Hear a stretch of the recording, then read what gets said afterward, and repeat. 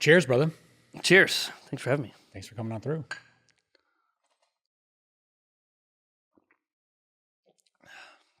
I love the raining tacos. It's so good. It's a crusher. It's so good. We've been selling the shit out of it. I love Mexican lager. Dude, Oh, it's... what do we do so far? 2 half barrels. Well, Really? and that log for the party. Yeah. We did, but that was for us personally. Yeah, the... one of our favorite beers that we've made, that whole idea of it came from my daughter, actually. Yeah. So she was listening to this song. It's like some squirrels, like the label logo, and it's called It's Raining Tacos. Oh. She's like, hey, Dad, can you put the song on? And I was thinking to myself, as I'm listening, I was like, this is a great freaking name. Yeah. And I was trying to think, like, how do we incorporate it into Armada? Yep. Like raining, REIGHNING. And then... It's like raining blood from yeah, Slayer. Raining Blood. Yeah. But then I ended up just like, you know what? Let's keep it like the kiddo version, Raining Tacos, and made a funny like little label for it. Alex actually put that together, and worked out great. Yeah, it's been awesome. People come in Cinco de Mayo, they just drink it, and they want it all summer long. It's not just even a Cinco de Mayo beer. Yeah, we did well with it on Cinco because it was the beer featured. You know, we did the margarita flights, and then the special was like 5 margaritas, or if you weren't there for, you know, cocktails, the beer was a Mexican lager, the Raining Tacos, and that did really, really well. And we did it all weekend long. We did Saturday and Sunday night to Cinco, so, and people loved it. Yeah. So tell us who you are, your background, and where you're from, man. What's the deal? Okay. Tell everyone what's Yellow King about. All right, there's a lot there. So, Rob Vitale from Yellow King Brews, which is now, we don't really go by Yellow King Brews, we go by Yellow King now. A lot of people think we brew beer, you know, and in the first idea of it was a play to be like, hey, we're serving up the brews, because I wanted to have our cold brew coffee and serve Connecticut craft beer. Like when we wrote our business plan 5.5, 6 years, it's almost 6 years ago now, it was supposed to be just coffee and craft beer, and only Connecticut really. And the reason why is like Sham and I, my partner, we own it and build it together, was we would go to like brewery after brewery every weekend. You know, whether it's going to Barracks or Tribus or, you know, Counterweight or, you know, Alvarian, you know, name them, you know. Like, man, there's like there's too many good breweries in the state. So it was like, let's get craft beer and coffee together, you know. And then that was a while ago. And then we started to kind of dabble in cocktails on our own. You know, we like to go to a lot of different bars, breweries, dive bars. You know, we would go, if we're in a different state, we're going to check out cool different places. And, you know, she started liking espresso martinis. I said, well, I don't necessarily like I don't necessarily drink the normal, like, standard black espresso martini. So we were like, why don't we put a spin on it? Like, and at the time, we'd already made Nuzilla. And we've had Nuzilla for 6 years. And that was a coffee sauce. It was, you know, house-made Nutella and marshmallow. And we made it into a cold brew. Excuse me. So we wanted to make... I was like, let's try to make a martini out of this. And we did it at home one night. And when we had our buddies over, you know, all of our friends, and everyone's like, oh my, geez, you know, you got to do this. So, you know, that was kind of the time where we're like, all right, you know, this could be even more than what we think it is. So that was kind of where we got to now, the espresso martinis that we do, which is crazy when we do so many of them. I never knew that we would do this many espresso martinis, but it's still awesome because it's the passion of coffee behind it. For us, we do hot espresso and shake it with it, but you know, sometimes we do a lot of cold brew cocktails, right? So the spirit of it is still there, is like being a coffee lover and finding fun ways to make cocktails and coffee out of it, and the passion is there for both Sham and I. Like, we both love coming up with these creations and how can we make something new and different. I mean, there's going to be flavors that other people are going to do. Like, you're drinking a s'mores right now. We're not the only place going to do s'mores. We understand, you know, you're not the only brewery that's doing an IPA, right? But how can we do our spin on it and make it, you know, when you're drinking that's Yellow King s'mores, right? Like, it just has that, the cold brew strong, the specialty cold foam on top, the way it's like we top it, you know. So kind of honed in on that. We've been doing that way before we ever opened, and we've been open 2.5 years now, Wallingford at least. So it's something like, not only do they taste amazing, but visually they're appealing as well. Yeah. Like, I know that you put these flights together. Yeah. And that was a one time, like, you took a photo of like this espresso flight. Yeah. And you were like, dude, my phone is blowing up. Yeah. And you showed me the the insights on it, and I Yeah. was like blown away Yep. at the numbers that you had on that. Yeah. What are the numbers on that post? So it was the summer espresso martini flight of 2023. That post, we put it out there. We did a Facebook and like Instagram, like dual post, right? And Facebook is not really where our clientele was, like it's Instagram. Instagram does really well. The reels or pictures and stories. Facebook typically is a little bit of an older crowd than we have, Out of nowhere, I wake up in the morning and I'm like, why do I have so many notifications? And it just hit like an algorithm, and it finished at 5.4 million views. Jesus. And that was the s'mores one. Just the photo. Just a photo. There was nothing. It was just a photo and like a description. Here's what the flight is. I didn't put in. I didn't pay for any advertisement. I did nothing. It just blew up on Facebook out of nowhere. Yeah. And so it blew up at the end of the summer. And then it was in August. It exploded, and it rolled into our fall flight. Which fall season is really coffee season. It's pumpkin. It's it's salted caramel. You want to get back into hot lattes. All this other stuff. And so it rolled into when we launched our fall flight, and we've seen about a 200% increase in sales in September and October. Wow. And we weren't ready for it. I mean, it started with Labor Day weekend pretty much, and we were like, "What the hell is going on here?" Yeah. Everyone's flying into town for college. Yeah. They're like, we got to hit up Yellow King. Yeah, it was crazy. I mean, we completely changed how we operate our staff at that point. I mean, at that point, we had 2 bartenders that worked at night. We had baristas that would make coffees during the day and some cocktails cocktails during the day. And now, on a Saturday, it's 2 bartenders starting at 11 o'clock in the morning. And then it goes into 3 bartenders at night because it's trickle over. Now, we had that big pop, and we've been able to maintain it since because we try to change the menu 8 to 10 weeks. It's like seasonal. So it's like you get summer, then we'll go into fall, then go into holiday, then a winter, and go for all that. And it's extremely stressful to teach 25 people between 2 stores a new menu. It takes. So the summer one just launched on Saturday. Right now we are already done with the fall menu. It's already complete, so that we could roll into Labor Day weekend with it, which is like that's what we do on the back end of it, and then so we could start training in like a month and a half. Yeah, because it looks cool if I make it for you, but if my bartender Julia makes it for you, it better look pretty cool. So it gotta look same way. So it takes a lot of time. Yeah, so you're planning for fall in June.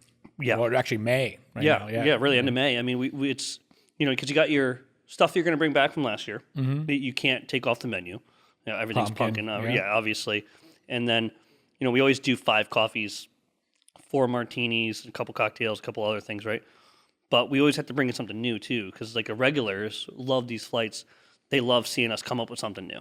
Yeah. So like even though I brought s'mores back, I just told you I just came up with pistachio ice cream. Yeah. Which we've had that recipe for, I don't know, a year and a half, but it couldn't make the menu because there's too much stuff, Yeah. Which actually I'm disappointed because it booted the drink from last summer. It was wild and fluffy, so it's like a fluffernutter. Okay. This literally tastes like an Oreo. Like it tastes like the milk. Like if you were to take your Oreos and smash them in like your cup of milk, it's that with some espresso on there. Yeah. So what is like the backbone of these espresso martinis? Like I know you have some coffees that you make in cold brew and packaged form. Yeah. Want to talk about that? So the backbone of espresso martinis themselves are Black Star Espresso, our Black Star Espresso. So the beans are imported from Guatemala. And so it's like a 75% roasted dark, 25% roasted on the light side, so it gives you nice that crema. And when we're doing espresso in-house, the espresso's never pulled off the machine like you're pulling a double shot. We'll batch it, and it'll be older than no older than like an hour and a half. Keep it super fresh because you could really start to hear taste the coffee break down after a while. So that was the backbone of it. We import from Guatemala. Right now we outsource and roast at Willoughby's. And that was a place I came from. So I was working in the plant there. I did some roasting for them. That's where my love and passion came for really the back end of the coffee. Like I worked at coffee shops, but like, learning about coffee beans, learning about sourcing, all those things were really important. The passion was there, and they're Connecticut's first craft roaster, and so there's a lot of history there, which I always like really appreciated, really loved that. And then the cold brew part of it too, cold brew cocktails or the specialty coffee flights. So like you're drinking the regular s'mores one, no alcohol. That base of that is Jambi cold brew. So Jambi cold brew is a single origin bean from Indonesia, Sumatra. It's roasted super dark. We brew it for 18 hours, steep it in cold water or room temp water for 18 hours, and then we keg it. And we keg it with straight nitrogen. And that right there has been that and the Hasters. So Hasters is from Peru, single origin Peru, more medium to dark. I don't like to say just medium because our medium is a lot darker than maybe some other coffee shops medium. So as you've probably tasted before, it's probably not too medium. But so those are the base of all of our drinks. Like Hasters is the base of Nuzilla and our Wild and Nutty. Jambi is typically a base of something that has a cold foam on top because it's dark. Cold foam kind of takes away from. To me, it kind of lightens up the coffee when it like that kind of starts to melt. You want it to still stay strong. Yeah. But the base is the most important part. Like all the other flavors and stuff. If I put that on top of crap coffee, you're gonna know, man. You're gonna be like, it just doesn't.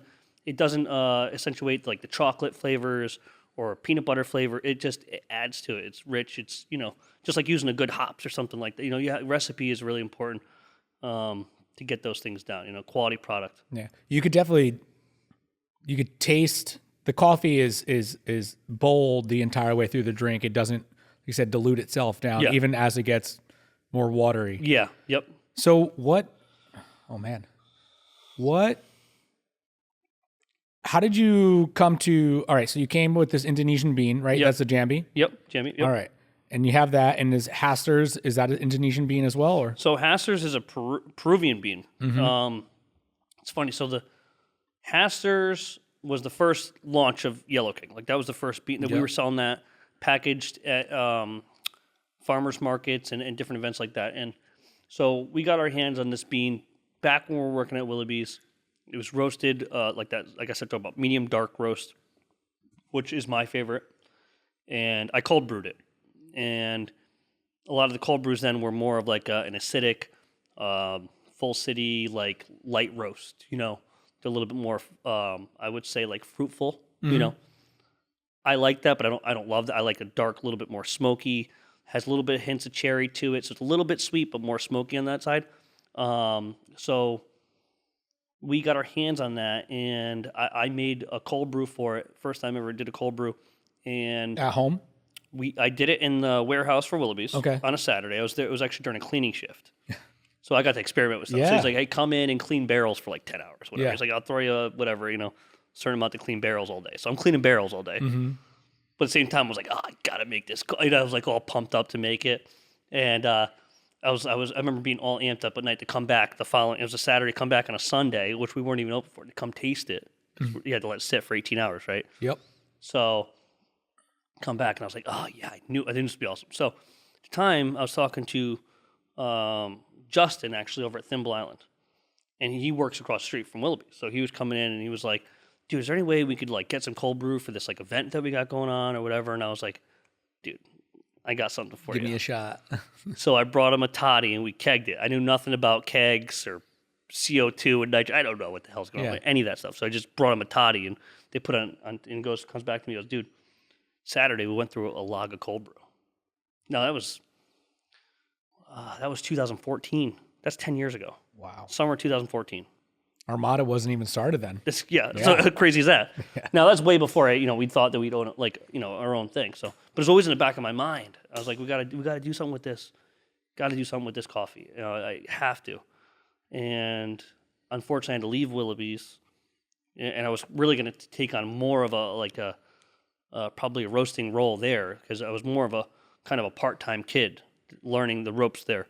But I had to leave to make some money somewhere. I got to go. I went to New York and did some like contracting there. But my passion really was coffee. I really wanted to be in this industry really, really badly. So, me and Shama, who she was, running Starbucks at that point. She was a Starbucks store manager in Fairfield. And we started talking about, why don't we just bag some beans and just sell some beans at a market like after our day jobs. And COVID happened. We went from selling beans to let's brew a whole bunch of stuff. Right? Like, let's brew these things. Let's do some of these recipes that we've been talking about for a while. and we were doing 5-6 farmers markets a week, right, during COVID, in summer COVID, and it was like blowing up. It was awesome. It was great. I mean, we did a beer festival in Norwalk one time. We're doing Bethel's Farmers Market every Saturday. We were in, Orange, Milford. Like, it was cool. And people were loving it. And next thing you know, I'm selling bags and bags of coffee. I'm selling at the time I said growlers. It was mason jars of cold brew. Yeah. With the Yellow King sticker, the original logo on it, right? People were eating it up. And I was like, I think we got something with this. Yeah. We didn't know we'd start at the time. Like we thought we would start Yellow King. We started writing a business plan after I had like 10, 15 years of doing a union job, pension credits and everything else. I was like, maybe we'll do it then, and you get a little bit of some retirement stuff in. But COVID was a great opportunity for us to kind of see. And we did well financially too. So it was something we still went back to our day job, so we didn't need it. So we were able to use that to kind of fund buying an espresso machine, getting all the, starting to look for a place, all these little things that you need, getting a build out going, it was kind of what we needed to kind of jumpstart this thing, and take it more seriously, even though like we did have some people on our side. For us, it was really motivating for us to have the business owners of their Flowers by Danielle in Trumbull. So they do weddings and bouquets and stuff for like flower events, right? And they're like, she started this business when she was like 18, 19, and her husband and her run this business together, right? And they're super hardworking people, right? The flower business, right? Yeah, and they do like crazy stuff that they're doing, like 6 events on a Saturday, running around our state. Mm-hmm. And Jay, who is her husband, goes to me, I'm telling him about this cool idea we got. He's like, why don't you just go with it? Why don't you just do this already? What's stopping you? Yeah, what's stopping you, man? Why don't you just do this?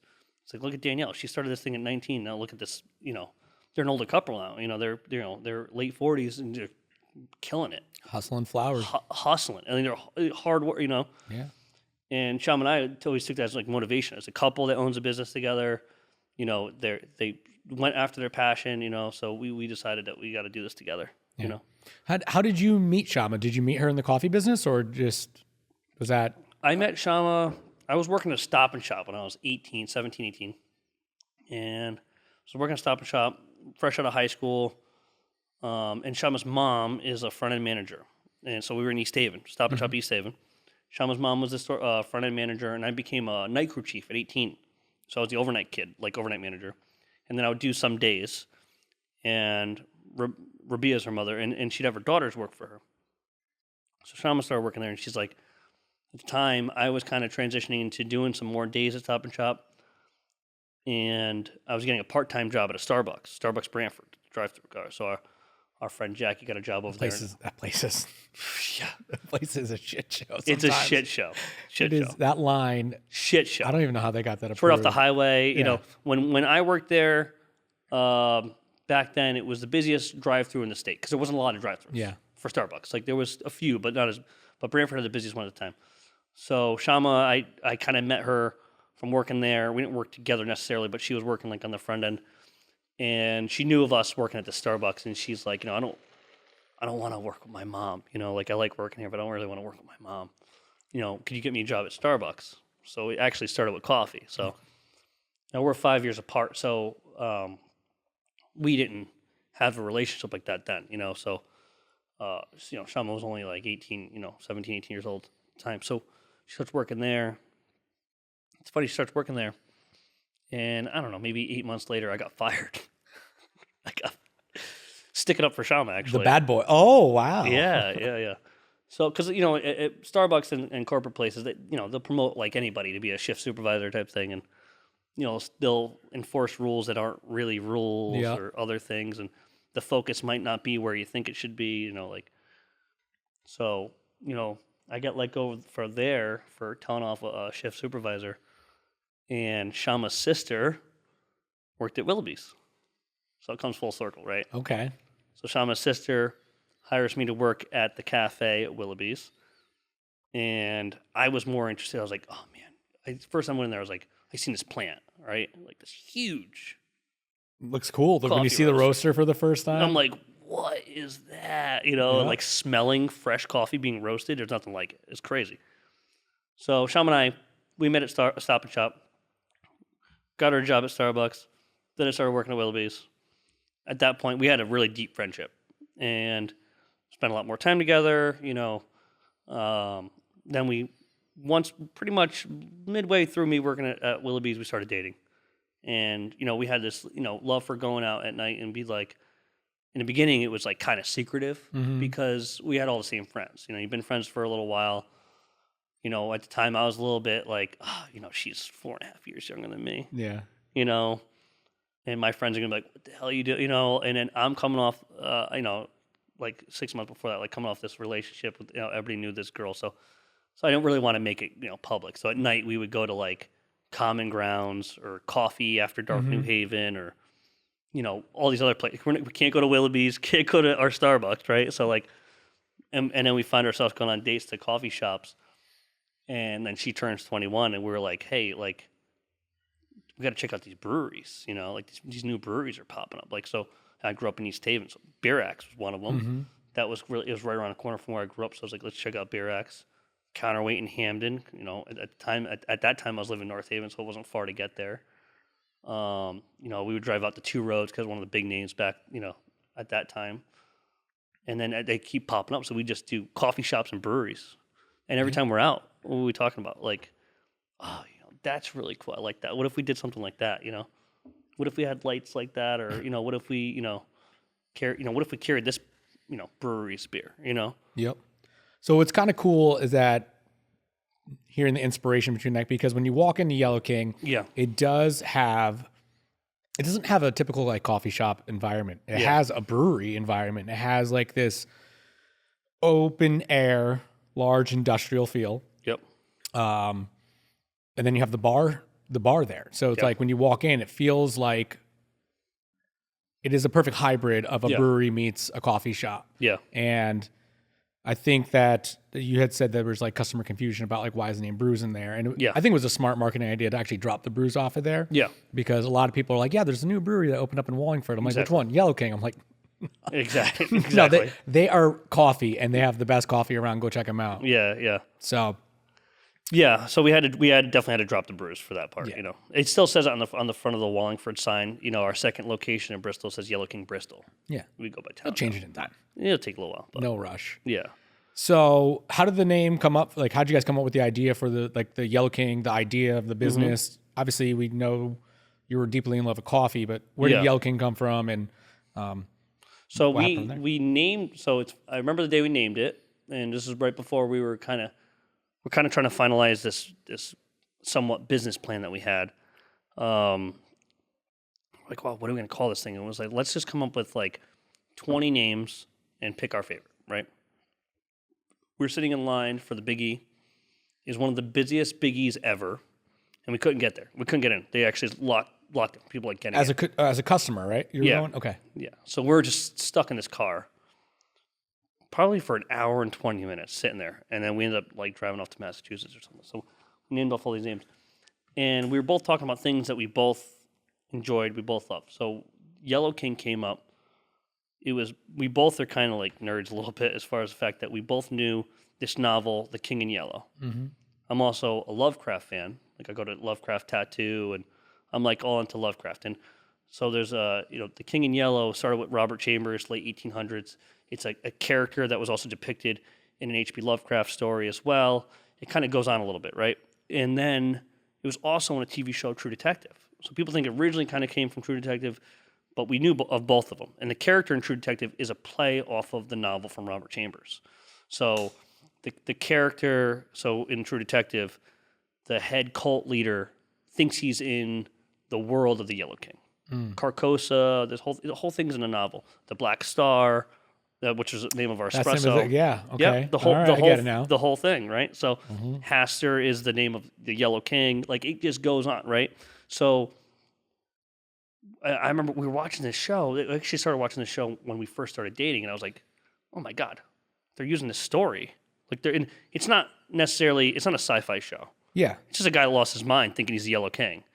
I was like, how cool is that name? The guy in the show itself, unfortunately, ends up being like this, pedo like ringleader type thing. That's not really where we're going. We're going with it as a fact is that you're able to take this character and put your own spin on it and adapt it over time. So ours became a little bit more Viking-like, right? And you could kind of put your spin on his story. You could put your spin on what he looks like, the whole thing. And I was like, that sounds so cool for a coffee shop or a coffee bar. A lot of coffee shops we're going to, they're pretty simple names, right? Yeah. But going all the way back to what Willoughby's is from a Twilight Zone episode. Oh. So how cool is that? Yeah. That always stuck with me too. I would have never thought that. I actually thought it was like his name or something like that. Yeah. There's nothing about their logo that makes me think it was inspired by. Yeah. So he just went with the name and that was it. The looks of it you can't even tell. So that always kind of stuck with me too. Like a name that's not normal, I think is good for marketing. It's a good way to get calling it like green bean coffee or whatever, whatever. That's boring, right? You don't want to kind of do that, you gotta. I think having some type of lore to the name, and being able to have drinks named after it, and coffee beans and things like that. There's so much you could do with it. So much we could do with the merch part of it. Like I love going to breweries and grabbing a new shirt that has some kind of cool thing on it too. Because people aren't gonna want to buy that unless you have a good product, right? But then after that, you want to have more cool things to go along with it. You want to be able to see it and be like, oh, that's the Yellow King logo. That's cool. Yep. Yeah, I definitely. Inspiration-wise, I think I see a lot of similarities, even with Armada. Like we wanted to have a brand name that really didn't go based off of somebody else's story, but used other novels or mythological characters or storylines and just the concept of putting that all together to create a beer brand. Yeah.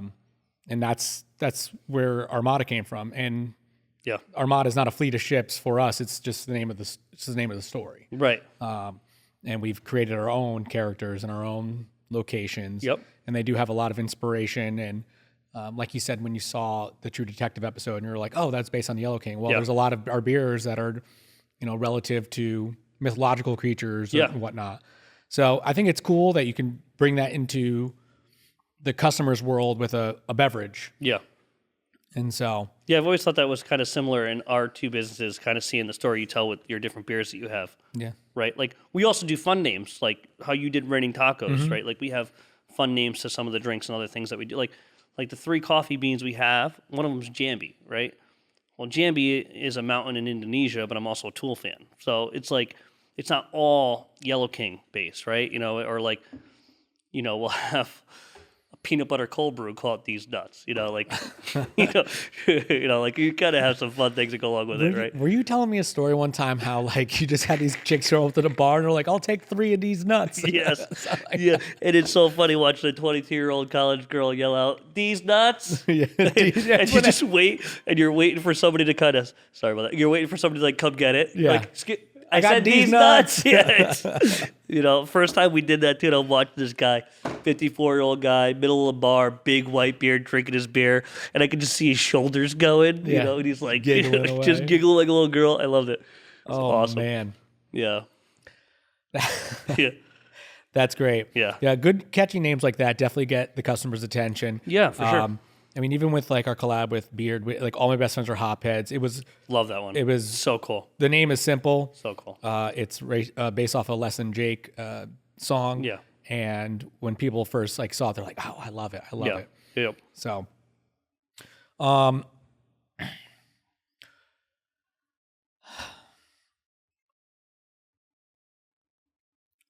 coffee is a competitive market.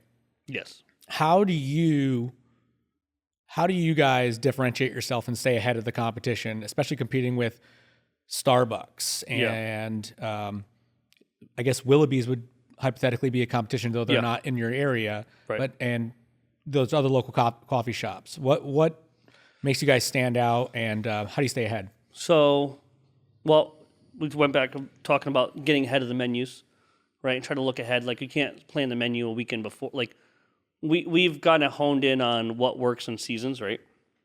So not just like pumpkin in the fall, like we talked about earlier, but being able to launch those flavors at the right time.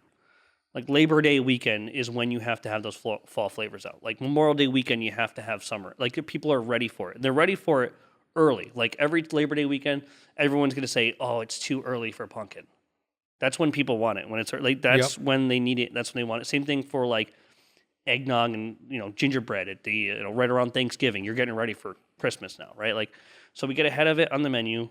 We get creative, and we add a lot of different things to the menu. So it's not just like 4 drinks. Like, it's a lot of different. Like, we'll add teas, not just coffees. We'll add martinis. We'll add cocktails. A little bit of everything to kind of catch everyone instead of just like 1 or 2 drinks. And for us, it's weird. It's like, so when I came to Wallingford, we signed our lease in 2021, August 2021. We were the only coffee shop, right? They had like a little like cafe, like I forgot the name of the one it is, but they kind of did like food and like a little bit of coffee. We were the only coffee shop. Now it's obviously Yellow King, Green Kettle, Cafe Lucabella, Bee's Knees, and then there's another one opening. So there's gonna be 5 of us. Wow. And in that time, we've seen still our sales just rise.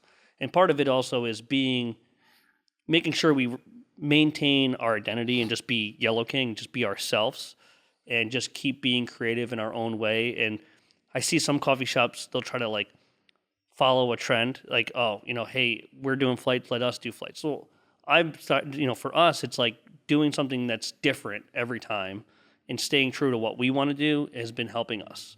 And obviously having the part where we're a coffee shop and a bar brings in everybody. Like in the middle of the day on a Saturday, it's a weird dynamic at 12 o'clock that you'll have a table of 6, mom, dad, kids, maybe, your brother with you or whatever it is. And a couple people have beers, a couple people have martinis, kids got teenage kids got a latte or, whatever it is. And so you could have a little bit of everything. And we maintain, and in the past we've gotten negative reviews of this, but people be like, I went to Yellow King, it was too loud, right?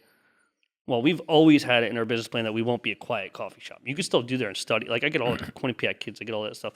But when you go there, music's going, it's more upbeat, it's more lively. You want to hang out and spend a day there. You want to tell your friends, hey, come meet me at Yellow King. Like, that's really important to us. And that's the same vibe, like if I came here, another cool, brewery atmosphere, like, you feel comfortable bringing your family there. So it's kind of staying ahead of it, not just being a bar, not just being a coffee shop. It's really, really important to us, and just kind of always changing, always adapting, like it's not just menu stuff. It might be, a new fun event that we do, right? Like, I might have something different next month that we've never done before, and it kind of brings in new people, say, oh, this is a cool place to hang out. A new band on Saturday night. Like last Saturday I had a jazz band, a bunch of 6-year-old dudes playing jazz. Yep.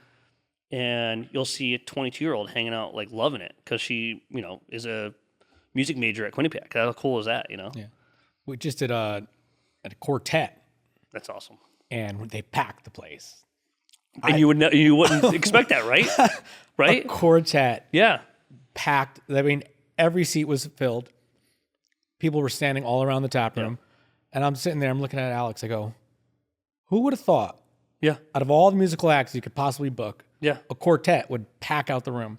I mean, granted, it was a free, all the music is always free, but you know. That's what we do too, yeah. Yeah, it's like a quartet. Yeah, there's nights where I just don't get, like, I'll see a band that will, I'll just give it a chance because it'd be something different. And I'm like, oh my God, everyone's here for it, Yeah, we had like probably 70-something people downstairs. Yeah. You can hear a pin drop.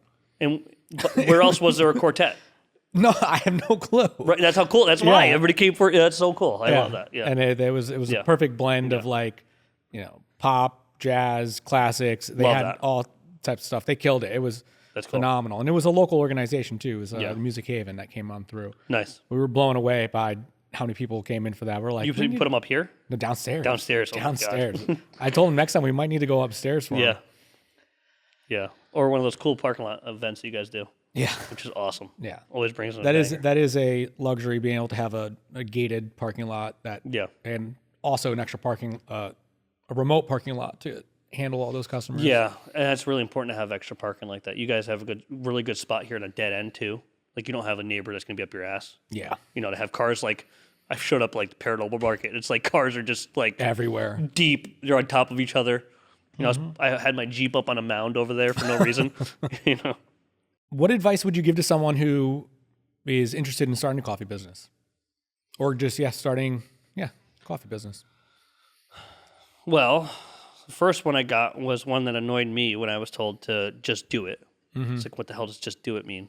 You can't just do it, right? Like, it's pretty much like, just do it already. And I'm like, can't just do it. There's so much obstacles, but I get it. Like, if you have this passion and idea to do it, just go with it. And if you're really passionate about it, you'll find a way to get it done, right? Like, we didn't have like all this money put aside. Like, nobody funded us to do this first. Like, you know, it was not an ideal situation.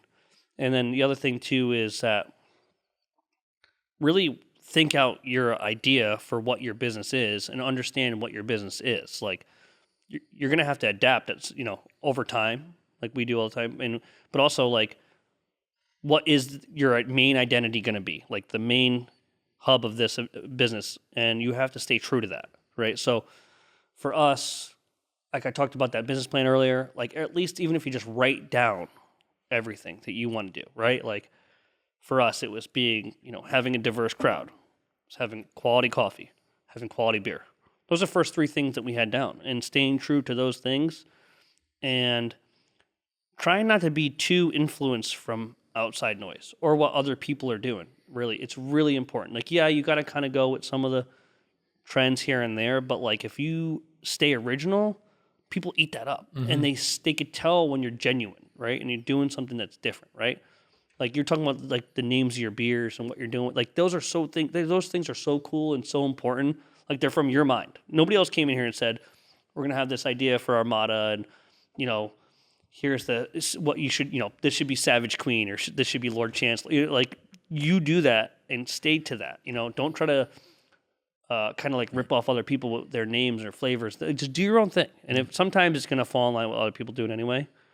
But people want that, like, true authenticness to it, to every business, I think. I really do. Yeah, we get a lot of outside input all the time. Yeah. All the time. People always have, like, know what you should do. Ideas. Oh, yeah. Yeah. You should do this. You should do that. Yeah. I had a lot of people say, like, oh, I want to start a coffee shop and a bar. I want to start a coffee shop and a bar. It's obviously not easy, but it can't just work with any bar or any coffee shop. Like, you have to be able to get the dynamic in there. And we took from a lot of inspiration too. I mean, we were trying to research both markets and see what people really liked. We were trying to see if there's places that have, like, our state doesn't really have that. So looking outside the box, you know, like, we would take trips and go to Brooklyn and see places like Threes it is a brewery that has a coffee shop inside, right? We would look up places that are in, like, Denver has coffee bars, things like that.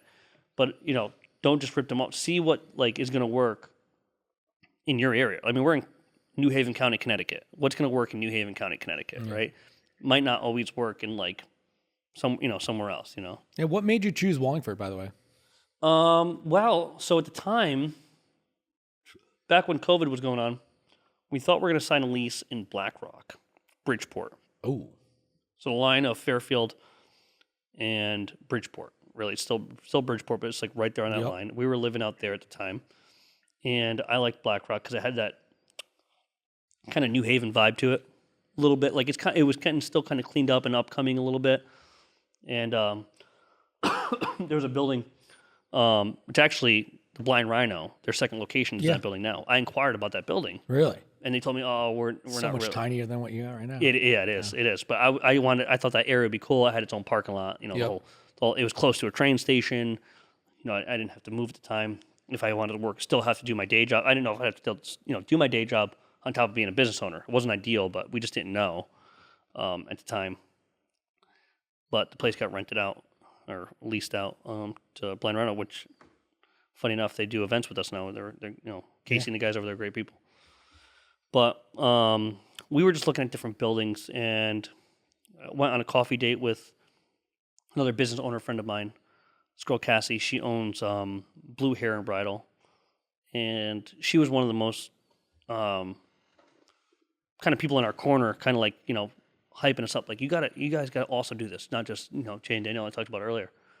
So Cassie and I went on a little coffee date, and she's like, have you been looking at buildings yet? And I was like, no, you know, I just drive by them and try to look up, you know, see these things.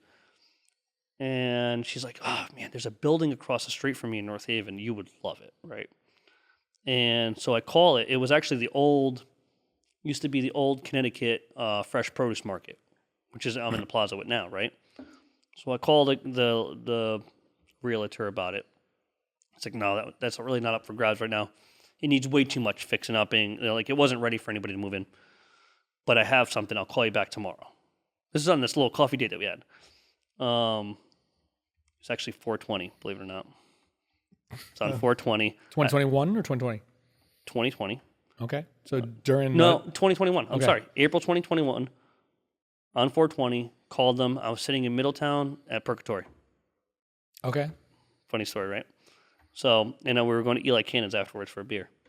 So call him. He's like, I'll call you back tomorrow. Because I got a guy that wants a coffee shop. I was like, I don't know what the hell that means, but okay. Calls me back the following Monday. We went and seen the building. And now I grew up East Haven, and then I finished my high school in North Haven. So I was familiar with the area, because the building we're on really is a half mile from North Haven line, right in Wallingford. So I kind of grew up like in that area, knew the area. And he calls me, goes, it's in a grocery store plaza. And I was like, oh, sounds terrible. Grocery store plaza, whatever. So then he gave us a price in square footage, which was like $10 less than Black Rock, Bridgeport from the New York market. And I was like, all right, I at least got to take a look at it. So we go there, and I see that it's the front-facing part of the building. It's nowhere near this grocery store, which is Connecticut Fresh Produce Market. And the whole thing is empty, the whole front. So how many square feet you want, you could actually build it out to that. So the whole thing itself was 14,000 square feet. And I was like, I want 14,000 square feet. Massive warehouse. And it used to be Chef's Emporium. So we kind of talked back and forth. And we came up with the idea 3,000 square feet would be ideal for a place that we're looking for and more on our budget. And we started that road like end of April, but we didn't sign the lease till August because we were going back and forth on what the build-up might look like, what blueprints, a lot of things that we didn't know as new business owners about that part of it. Even though I came from the construction world, I was hoping that maybe the landlord would have more of an idea to put together these blueprints.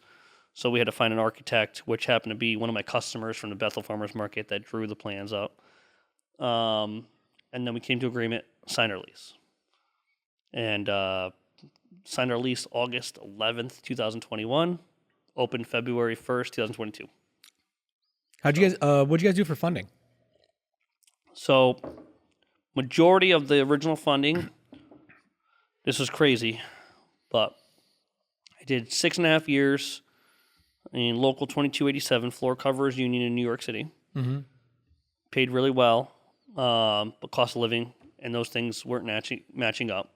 So even though your hourly rate looked like this, I'd be like, it cost me this much to make it. But I had this pension, and I had an annuity from them. So had this annuity fund, had like $75K in it, right? Wow.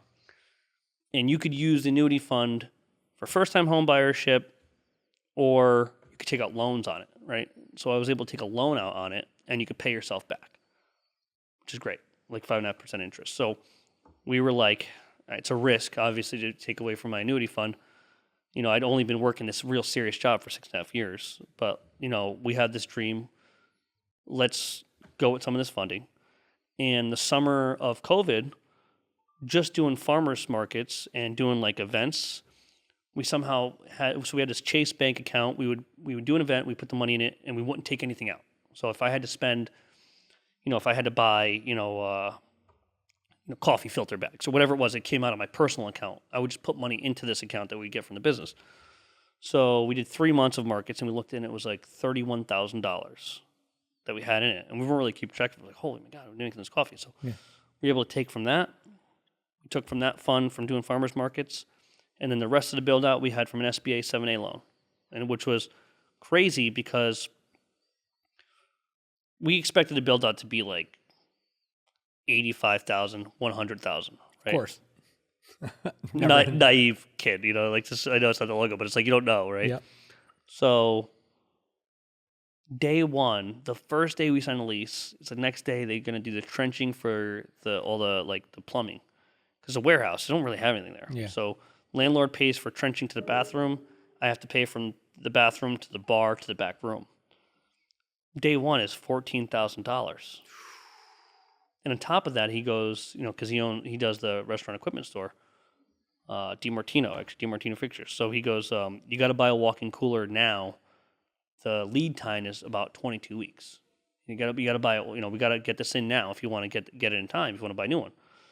So that was another $14,000 or 13 change, whatever. And that came out of my personal savings account. I wrote a check from that for my savings account because we had to get that day. So then I was like, we did 2 things so far and we spent almost 30 grand. Yeah.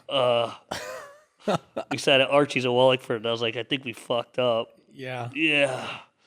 This ain't gonna ever open. And, you know, I'm like, shit, I'm just gonna eat off the happy hour, the fucking. Can I get the dollar menu? The happy hour menu for a little bit. Just like, I'll have the cheap nachos, man. And, oh my God. Yeah. Send me a Miller Lite. It's $3, please, because I'm fucked, So that happened. So we had to get a little bit more funding for it because the overall Wallingford's location, build out equipment, the whole thing was like $240 all the way through after we were done with it. And that was $240 with me leaving my day job to do the build out with the contractors. So like the bar itself, I built with this guy, Mike. We poured the top, we did the wood together.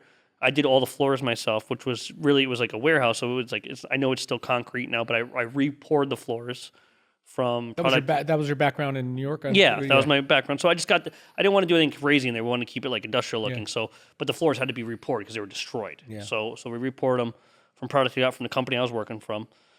We painted the ceilings, the downstairs, the main area. We did that whole thing, the back room. I helped them install the walk-in cooler. We had to hire plumbers and electricians, obviously, but we did all the carpentry. Yeah. Me and this other guy. So to try to help with the build-out cost. Yeah. But with that, helping out the build-out cost, I'm not taking a paycheck in.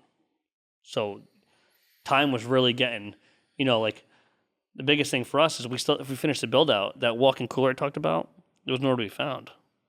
So then it shows up one afternoon, and it got rolled off a flatbed, damaged. Oh, shit. So we had to use hammers and bend it into place to put it together. And on top of it, they said they don't know where the compressor is. So all Yellow King's done. I can't get a CO because I don't have a walk-in cooler to have draft beer or keep any of my food cold or milk, right? So I can't get a CO. Damn. So I'm like, what the fuck? And was this covered under insurance at all? No. It was the second to last week of January. Shows up at 5:00 on a fucking Friday, strapped to a flatbed. And I'm like, dude, are you kidding me? Like, I ended up getting rebate money for this cooler later on. They refunded me maybe less than quarter of it, which whatever. It's working, it's installed, but it was a brand new cooler that's bent. And the compressor shows up, so now I got to get a plumber in there, an electrician in there to get it all done properly. Especially in that building, the compressor it's actually put on top of the building. Oh, yeah. So it comes down with that whole thing, and that it crane it in the whole thing, right? So. We were like, fuck, what are we doing? We got they installed the compressor, got the walk-in to temp within 2.5 days, got the CO the following Friday, and opened that Monday or Tuesday. It was fucking nuts. Wow. And I was calling all liquor reps, beer reps, yo, send me this, getting everything loaded in, Yep. Which initial stock, too, is something you don't account for, right? To stock a bar. Even just to stock a 16 beer tap line, yeah, you're talking about logs being $100 or whatever, $80. Half barrels. You want some backup stock. We go to stock the bar and we're maxing out the credit cards. Another $30K. Your liquor's not cheap. No, liquor's not cheap at all. I mean, what was the biggest mistake you made during that journey? Biggest one. There's so many mistakes we made too. I'm trying to think what the biggest one will be. All right. So I think the biggest mistake we made early on was, I wasn't following my instincts with people when I would hire them, right? So we are open 90 hours a week, right? Mm-hmm. And I just needed to staff the place, and I just thought, just more bodies the better. Yep. Right. And I've been managing roles before too, and that wasn't the case in those previous jobs. So why did I do that with my own business? Because I thought, hey, I'll be the bartender, I'll be the barista. I just need people to help me, and we'll just do this thing. Mm-hmm. Disregarding everything I had to do as a business owner. So you thought you can kind of like handle everything yourself and just have backup crew. Yeah. And so I just did this hiring wave in the first group. It just made things so much harder for us that we never had any personal time. We're never able to leave the building. Obviously, as a new business owner, you're not going to, but when you're open at 6 a.m. on a Friday and close at 11 o'clock at night, that's a nightmare. That's a long shift, man. It's a nightmare. And that was the first 6 months of us being open. So my biggest mistake early on was not taking the time to hire properly. And with that would made easier for us to train properly, because you're getting people that really just, they go through training and then, and whatever, you think maybe they're getting decent at it. And then, you leave them alone for a minute and they're screwing up. So the biggest breath of fresh air was after being open a few months and kind of honing in the kind of staff we needed and the kind of people we're looking for and getting the right people in there. It completely changed our lives and our business. I feel comfortable not being there right now while we're open, even though I'm there all the time. It's great to have a good group of people. And that was such a mistake on our end. I would interview people and they would leave, and, Sean and I both would be, one of us might be like, I don't know. And one would be like, I don't know. She seems like she'll work the hours. What's it matter? Just bring her on. Yeah. And then, there's this woman that we hired early on, I'll bleep that out. Yeah. There was this lady we hired early on. I'll bleep it out. Fuck. So God damn it. Damn. So we hired this bartender early on, and I'm like 2 weekends in, and our whole thing, customer service is big in our world, right? This guy comes over and he's like, I want an Armada, or I want whatever on this beer, and our taps are 1 through 16. Mm-hmm. But we expect the bartenders to know when you come up, like, hey, I want Armada Raining Tacos. They don't need to say, I want number 14. It's your job as a bartender to figure out what number that's on, And she looks at the guy, and she does this in his face. And she goes, what number is it, sweetheart? Ooh. And I could see this guy's face, like, that guy might never come back again. Yeah. And I'm like dealing with that, and then like behind my back, I got the girl over there explaining, one of our coffees like completely the wrong way. So I'm like, oh my God, like I got to talk to every customer here, and do everything. So I was like running around with my head chopped off, looking like an idiot, because I didn't have the right staff, and the right people in place. Yeah, because it really was just Sham and I, that were running this thing. That was it when we started, and it was nobody else. So everybody we hired, everybody we trained, everything was just me and her. And then you looked at it like, if you have to let somebody go, I'd be like, well, who hired them? Well, I did. I'm an idiot. Why'd I hire them? Like, it's my fault for hiring that person, even put them in a situation to be here, So. Yeah, I think what I've learned with employees is that I think my expectations are really high. Yeah. And I think that I'm always going to hire another me. Yeah. Or Alex, or someone who really has like the passion and like the work ethic that I have. Because I'm relentless. Like I'm constantly at it, I'm constantly working. And I have to remember too, is like, it's not their business. Yeah. It's not their... No one's going to care about Armada the way you're going to care about Armada. Exactly. And you and Alex are going to care about it. And that's one thing that... has been hard to understand. Yeah. And no, we have our staff right now is it's a skeleton crew, but everyone is like very tight knit, and everyone that we have so far understands the work that we put in and is there to help us out at all times, like to just fill in and make money. Yeah. I mean, they're just as money hungry as we are. So it's like, when they come in, if there's a shift available, they're willing to pick it up. They're willing to get more money. And we're happy to pay them for it. Right. But I know we definitely need more staff.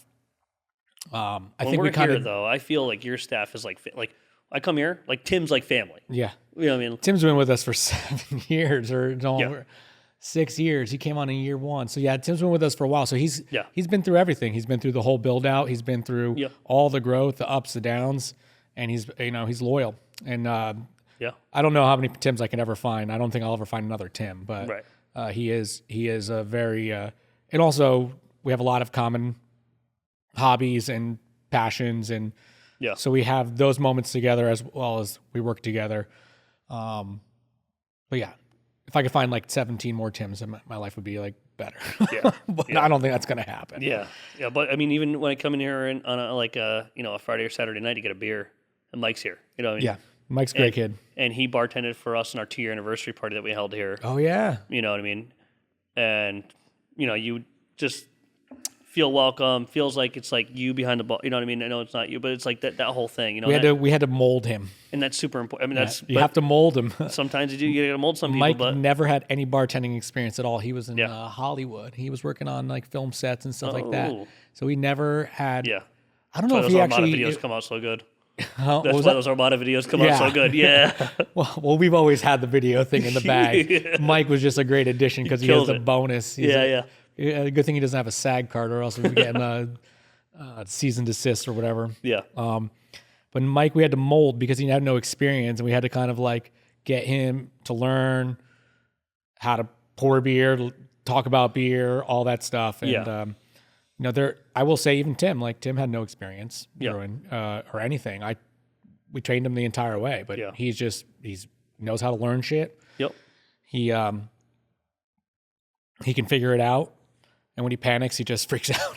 He's like, Johnny, get over here. No, but that happens. Yeah. I would say definitely one of the mistake that we made too is, when we first opened up, we just hired bodies. And we did the exact same thing you did. It was like, we just hired bodies and we didn't have enough work for them too, because we were trying to handle everything ourselves and didn't do it out. Like, if I could go back in time and redo our friends and family night, I probably would. Yeah.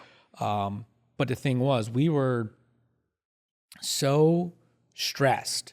We had put so much money and we were running out. Like when this build up was happening, we were losing money left and right. Same. And we were getting all these delays from the city. Yeah. All of a sudden, you need $20,000 for this permit. And we're like, what? We didn't know about this. So we were dumping cash, man. And so our goal was like, just get the doors open and get cash flow coming. And when we did our friends and family night, it was chaotic. We didn't know how to run the point of sales. Yeah. They had just showed up like the day before. Yeah.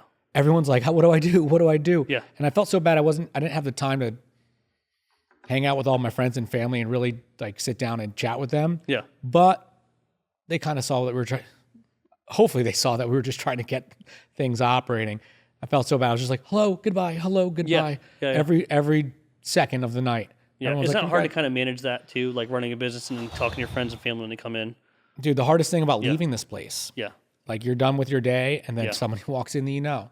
And it's not that I don't want to say hello to them. Yeah. But it's just like you say hello to them and then you're like, all right, I got to go. And then someone else walks in and you're like, oh, hey, Yeah. it is a tough side of it. But You want to give them your time, make, 'cause you I care always about want them. to like, and I don't know if that's a flaw. Yeah. Like I want to say hello to everyone. Yeah.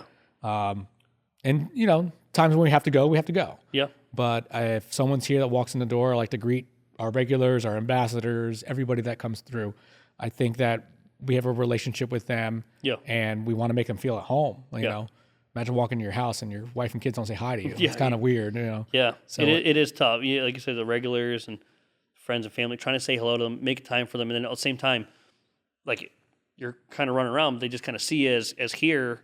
You don't realize like how much might be on your plate to do. You have work and you have this, like you have to brew, you have to do this, you have to this, they don't. There's paperwork styling up, like there are times people come in the hard. door and and I don't mean to be rude, but I'm like in the middle of like balls deep in a project in the brew house. Yeah. They just come and chat. And I'm like, I try to give them as much attention as possible. And I don't try to be, I'm never rude, but sometimes I'm just like, hey, I really got to get this done. I have to be out of here by 6. I have something to do with the family. Yeah.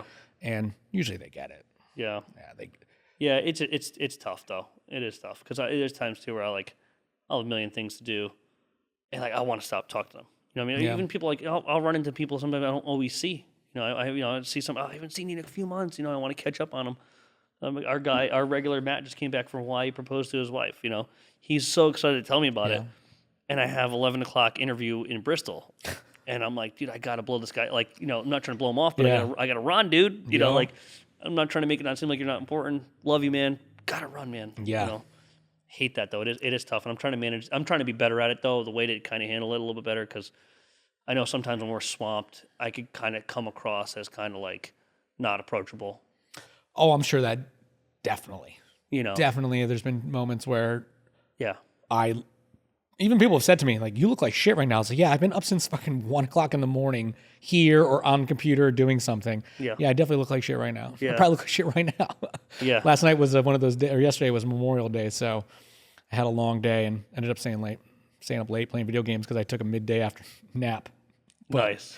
whatever. For you, I'm just curious, how long did it take you? You've been doing this longer than me. So how long did it take you to kind of figure out, I mean, I guess we're never going to be perfect, but like figure out the work-life thing?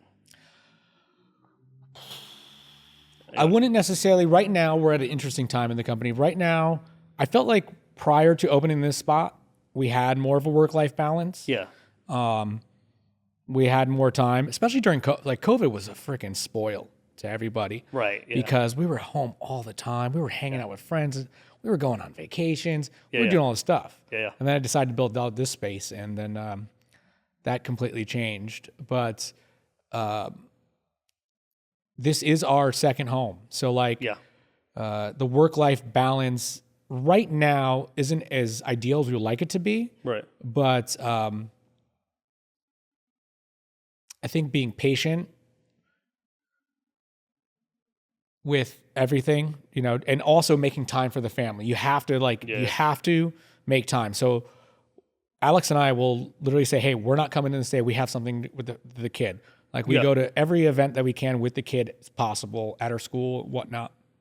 So making sure that you put that effort in, because even if I have to shut down the business for a couple hours to go to that, I would do it. Yeah. If I couldn't find anyone to cover. Right. But luckily enough, we are able to adapt our schedule to it. But we don't have the typical weekend that a 9-to-5er has. Mm-hmm. We're working. That's our bread and butter days. Yeah. So we're here running Saturday's the bar. the day, man. Dude, Saturday is the day. And so we don't have that typical weekend that everyone else has.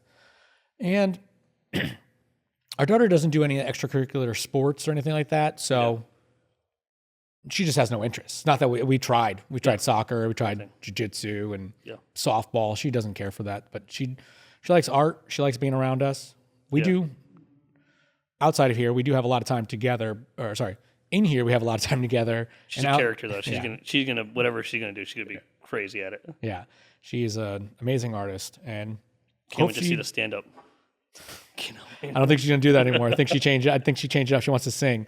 Well, reason why is that she has to do some rehearsals. Anyways, Gotcha. Yeah. that would have been great. She was so confident in that. Yeah, too. I was pumped up for that one. So other than the setbacks, so you had those setbacks. Yeah. With the opening it up. Yep. You got through it. Doors opened. Customers coming through. What has the growth been like? I mean, you guys are open at 6 a.m., close at 10, something like that. Depending on what night it is, yeah. So it's anywhere from a Friday is a 6 to 11, Thursday's a 6 to 10, weekends 8 to 11. It's and a couple days a week where we're 6 o'clock to 8 o'clock at night, Yeah. So what's the growth? Yeah, what's the growth been like with this company since you've opened up? I mean, I was surprised. So when we first opened in February, it was crazy because the town was super excited for something new. The sign was up. We were saying our grand opening was going to be February 11th, and we opened up February 1st, meaning get the kinks out, train people, and then, Facebook and Instagram got a hold of it, and they're like, oh, I thought you guys weren't open until 11th. And the first Friday that we're open, I'm supposed to be training people, we're mobbed. I didn't put anything out there, which was great because the town just kind of grabbed onto it quickly. They wanted a new place to go to. So we hit it pretty quickly. I mean, our grand opening was awesome. We were very lucky to start bringing in revenue. At that point, I mean, we were tapped out. I mean, Sham and I, our bank accounts were empty. We went through the loan, we went through everything. We didn't have anything. We were done. We were stressed. It was taking a toll on our relationship. We were all just, hoping that this works out. And then, first 2 weeks, we're smiling oh my God, it's amazing. We're working a lot. And so those first 3 months were awesome. And then we hit our first summer. So summer 2022, there was a dip. And I started freaking out. End of May, I didn't know how the town would be, the market would be. Quinnipiac graduates second week of May every year, and that's part of our customer base. So we go into June and July, and I never really had the experience before, but like I'm a boss and owner to these bartenders that are complaining about their tips because Friday night, they didn't make a few $100. Yeah. They didn't make anything. And so the first summer was rough. We went from end of winter to spring was amazing. It was rough. And part of that was having the right staff. Part of that was learning the season.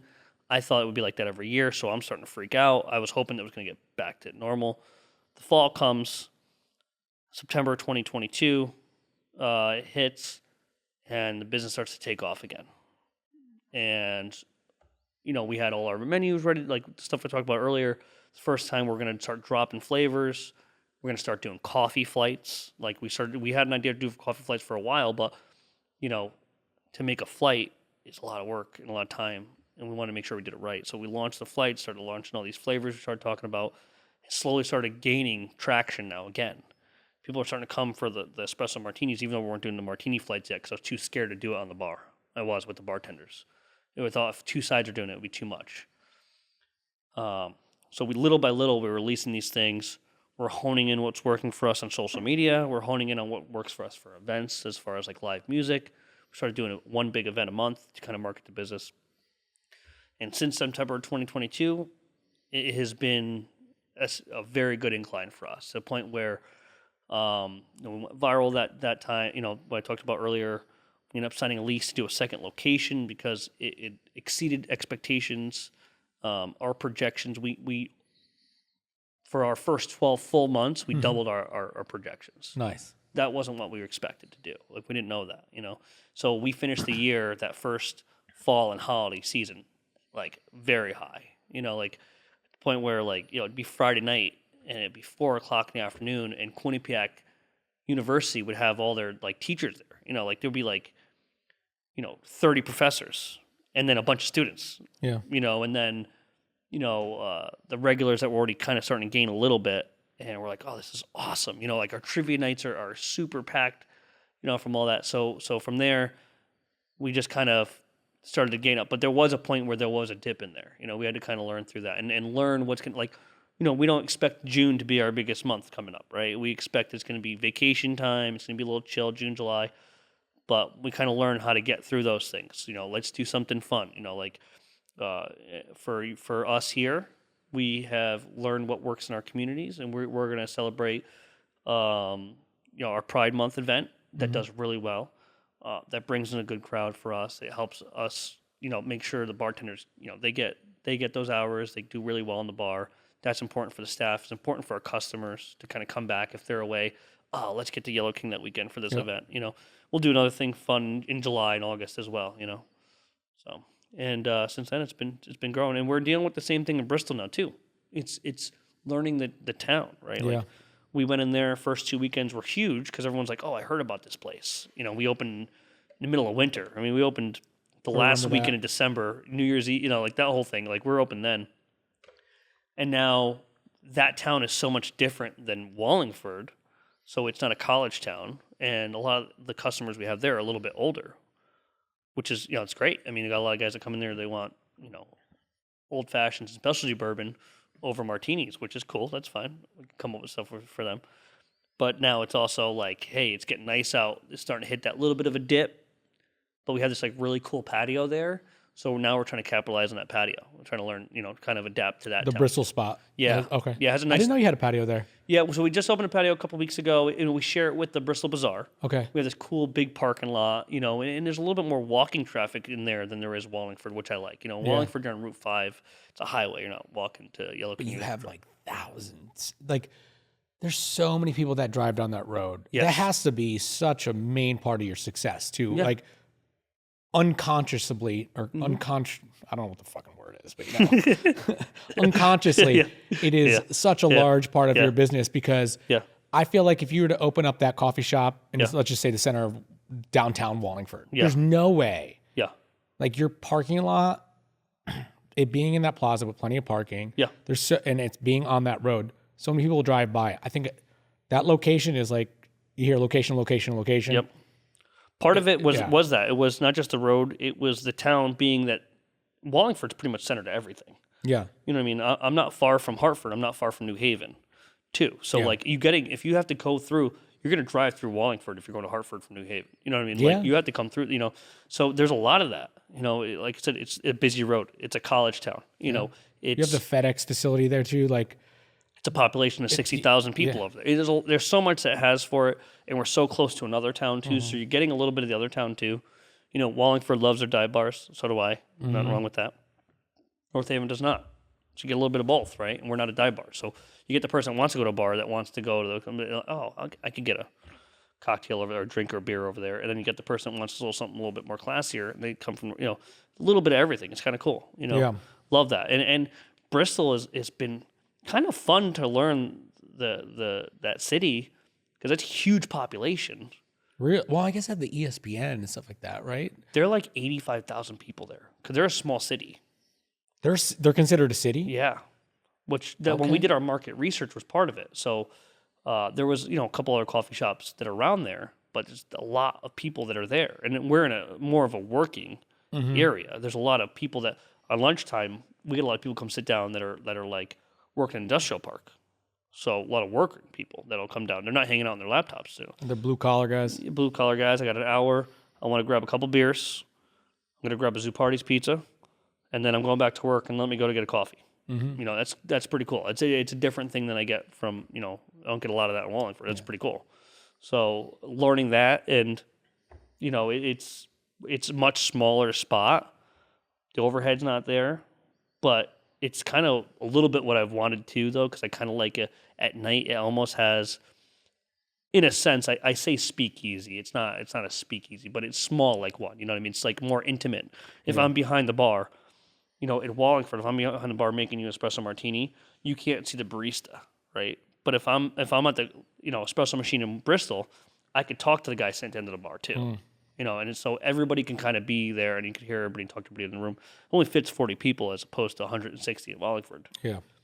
But there's something about that intimacy that I really like, being able to be front and center with the customer. I'm not hiding behind anything. You know, I could say, hey, John's in today. John, you want your usual, man? How's it going? And I could be all the way over there. I'm not even your server. You know, just kind of have the relationship with them. It's that I like about that. You know, it's cool. Yeah. I actually I've yet to be to the Bristol spot. You show me all like build out pictures and whatnot. It does it's like a miniature version of the Wallingford spot. It still holds the vibe, especially with like the build out. But it just like it looks like a just like it's like a little Grogu. We did everything the same except for the bar top. We didn't do concrete again because it was so hard to clean the concrete thing. Plus, I almost broke my back doing the concrete thing. So we did a copper top, which I think looks so cool at night. So we wrapped it in copper, and then there's not a lot of shelving behind you, so we had this overhead.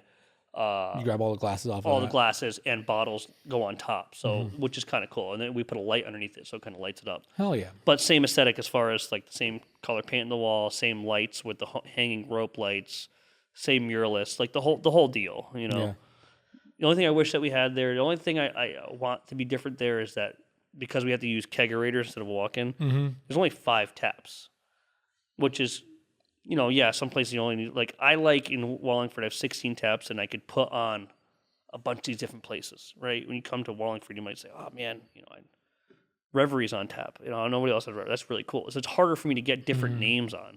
You know, I like to have 2 staples or 3 staples and then rotate everybody else out. You know, you got to have a cider. You got to have some other thing. It's harder for me to do that there. So you have 5 draft lines. Does that include your coffee on there, too? No. So you have your own kegerator for that? I separate the coffee side, so... I separate the way the kegs are. So there's always three taps for cold coffee, Jambi Hassers, and then Jambi Nitro, which is on. So that's on both stores, same thing, and then 5 beer lines. Personally, I'd like to, you know, if I could get up to like 8, it'd be easier for me to, you know, different styles. You know, I want to be able to have a lager, an ale, sour, Pilsner, IPA, you know, things like that. It's in, you know, there we do a little bit more can pours. That's harder to be profitable in. It's also awful to be profitable in. And also rotating your stock out. You know, like I don't want to sell you a can of New England cider for $10. Yeah. But I think we talked about that when I went to your spot one day in Wallingford. I was like, dude, you have way too many cans. You're like, You're like, yeah, I know. Yeah. Did you do that thing with the cooler and you were just doing the cans? Yeah. Okay. Yeah. Because I was like, dude, you got to just dump that. Yeah. So we got rid of all the cans. We have like just a couple in there. Yeah. Like I have like a seltzer can from Tribus. Yeah. Even though we have a tap line for cider, like I'll keep a flavored tap line on, like a pineapple or blueberry, and I'll keep like a fresh blend cider in the cooler for people that are not familiar with those. A couple of little things like that, Yeah. Maybe a Sea Hag in a can for the guy that doesn't want to try a new IPA or something, whatever it is, But that's it, nothing else. We've definitely gotten asked, like, why is the cider so expensive? I'm like, because I buy it in the cans. Yeah. And I don't have it on draft. Otherwise, I'd sell it to you for $7. It costs him a lot to make it too, so it's it like does, it's cider's actually not cheap at all. No, it's not. It's definitely not. It makes it hard. You got to sell it for that price, and for not to make Miguel his money over there at New England Cider, love them, and for us to make any money on it. That's unfortunate that the thing goes with it, but we are blessed to actually have a good local hard cidery. Yeah, I've had a lot of hard cider that sucks. Yeah, but whatever Miguel's doing over there is they got it down pat. Yeah. I love having them in town has been important, dude. Hell yeah, right up the street from us. That's been great. Yeah, been great. So what are some long-term goals? When you guys obviously you got the Bristol spot. Yep. Do you want to franchise this? What do you want to? I don't know about franchise. I don't know. I mean, I could be talking to you in a year from now and it sounds totally different. But the franchise part of it, I feel like might lose the authentic part of this whole thing. Like I feel like what we're doing, I don't know if it can be franchised in the right way where it turns into almost like a Starbucks where it's like fast food. I don't want that to happen. I do want one or two more. And in part of like, I want to be able to do one more like Wallingford, but like to have just like a little more food, but not a restaurant. And I say that because my mom owned restaurants. I don't want to do that. I'm not going in the kitchen, right? Like if the bartender calls out tonight, I'm going to bartend all night.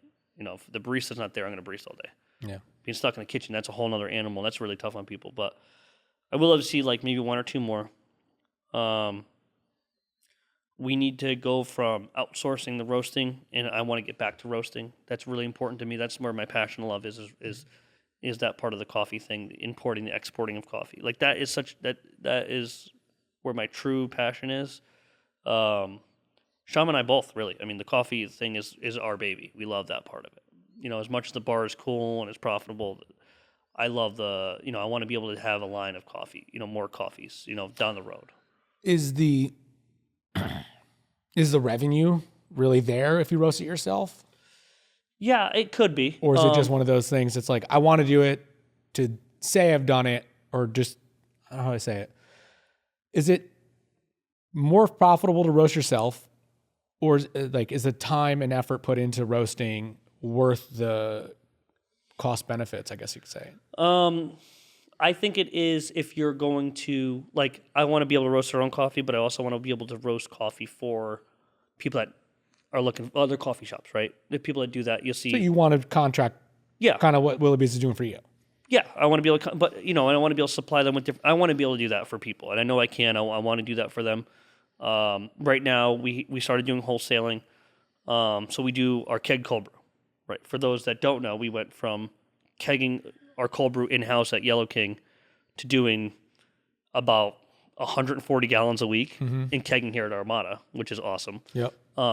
Makes it easier for us to get it in kegged right, be able to do big quantities of it. And I see the same way with coffee beans, because it's not just cold brew. Our niche is cold brew coffee, but it's also espresso. But I want to be able to like go to the new mom and pop shop that might be opening, up the road here or whatever, and be like, hey, I could provide you with hot coffee, cold brew coffee, this, and this. And it does become more profitable when you roast it yourself.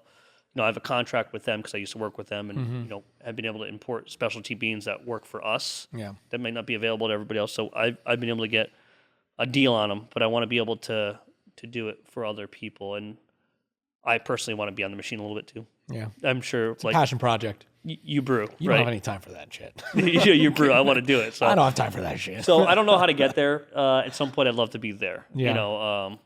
So the base of Yellow King always will be the coffee. Yeah. That's kind of where we're headed. Online sales, we got to get back. I mean, I used to sell coffee beans online. I want to get back into that. That's something I talked to you about. T-shirts. Yeah. I mean, you kind of explored my passion for coffee too. Is like I used to work at Starbucks. Yeah. I like coffee. Also fired? No, actually, I quit. Oh, I damn it. believe I quit. Son of a bitch. I did the Hamden one, and I helped open up the orange spot. Nice. The little house one? The one that's right next to Trader Joe's. I don't think Trader Joe's was at the time. Yeah. But I helped open up the orange one. I call it the little house one. Yeah, It looks like a little house. Yeah, it does look like a little house. Yeah, that drive-through murders it now. They have a drive-through now. They They did not have a drive-through when I worked there. Yeah. No, yeah. Fried by tomorrow. We had a drive-through in Hamden. Yeah. Yes, we. And then they moved that No, we Hamden did one. not. In Hamden, we did not. You were in a plaza, right? We were kind of just like over on the side. I remember everyone had to park. Yep. The parking lot's fucking garbage there. But anyways, yeah, they were. We did not have a drive-through, but we had tons of bodies coming through, and I feel like a lot of it was. I believe it was Quinnipiac customers at the time. Yep. That was something that. It was a good time in my life. I'd say I learned a lot. I liked it, but my appreciation for coffee really wasn't there. Everyone wanted to get the red apron or whatever it was. Yeah. They wanted to be that badass. And I was just like, whatever, I'm just making coffee. But I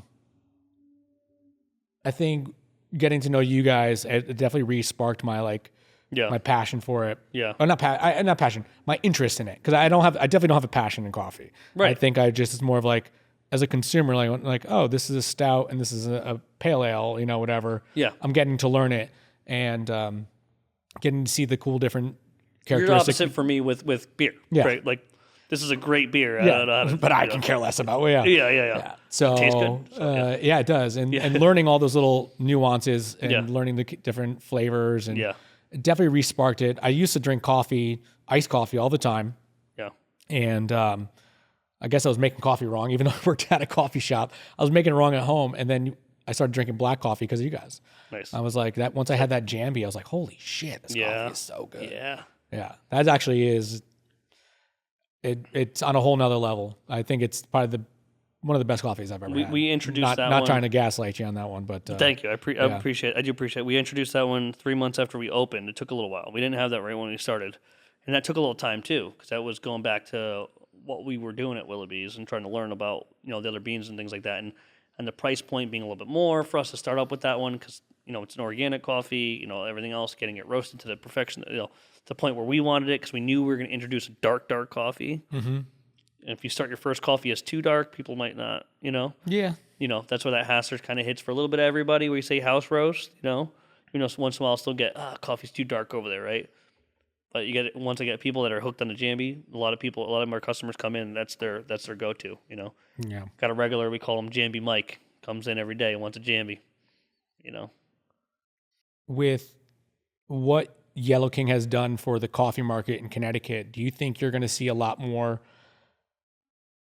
competitors trying to mimic your business model? Because it is by far unique. Brewery coffee aspect, but also like the espresso martini flights and then the specialty drinks. Like when I say specialty drink, this is not like a frappuccino or something you get at Starbucks. This is like boutique, in a way. So yeah, I mean, I could see we're starting to see a little bit of it now, and try not to be like,